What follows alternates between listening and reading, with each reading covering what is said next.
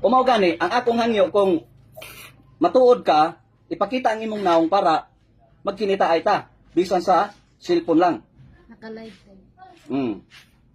Sige. Sige na kayo, makita na ko sunod. Mauna, so dili ka mo pakita. Dili ka mo pakita, so ibig sabihin, may dili maayo na imong katuyuan. Kay dili man ka mo pakita, pero dong hinumdumi dong si Dato Adlaw. Maoy mo dakop ni sa tanan mga injustices din sa Pilipinas. God is justice! God is justice. Kanama God ko is na amoy mga justice. injustices nga mga kalihukan, pagbag-o na mo, sundan ninyo ang batas sa Dios. Para magkayusa ta o makabot na tong matuod nga kalinaw. Hello, sir. Hello, hello. Hello. Oh, hello, sir. Hmm. Oh, kining, kung makita na kasi, ibdan ka ang ngipon. Pagtarong sa imong sulti, pagtarong sa imong sulti, wala ko nagtiaw-tiaw dong ha. Wala ko nagtiaw-tiaw. Batas sa Dios ang akong gibuhian nimo. Kung magtiaw-tiaw ka, dili ako ang imong kaaway. Ang imong kaaway dong ang hangin, tubig, lupa o kalayo nga naa nimo. Bastos kaayo ka makigsulti, magtarong ka. Tuloy na tayo. 10 minutes na tayo. Tayo, naka-live na.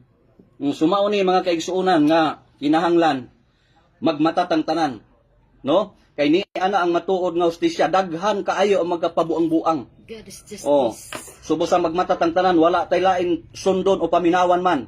Kundili ang batas sa Republic Act 8371, April of 1997, Divine Customary Law since time immemorial, na andirta sa management sa Federal Tribal Government of the Philippines.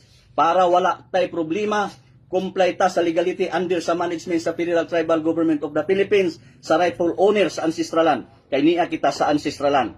So ang atong legality karon sa atong palupa, LOC o Land Occupancy Certificate, atong pagkakansilon ang titulo. Tungod kay since time immemorial, ang ancestral land, ancestral domain o public land, dili kini siya pwede tituluhan kay mga puloy-anan kini sa mga pinili sa Dios. Kay dili kini pwede nga ibaligya. Unang amubaligya, ang mupalit, pati ang abogado ng notaryo ni ini, may criminal liabilities perpetual, walay piyansa. Muna magmata kita, sunod kita sa unsay legality para walay problema. LOC o Land Occupancy Certificate under management sa Federal Tribal Government of the Philippines para sa kaangayan, kada pamilya 100 to 300 square meter. Kung aduna kitay negosyo, free, prior, and informed consent sa rightful owner kaya niya kita sa ancestral land. Susiho nato kung kinsa ang matuod nga naghawid sa Kadtes Ancestral Land of Presidential Decree 410. Diyan na ilatag po suwaran sa ato. So, dagang salamat. Kinahanglan magmata kita ug mayong adlaw. God is justice.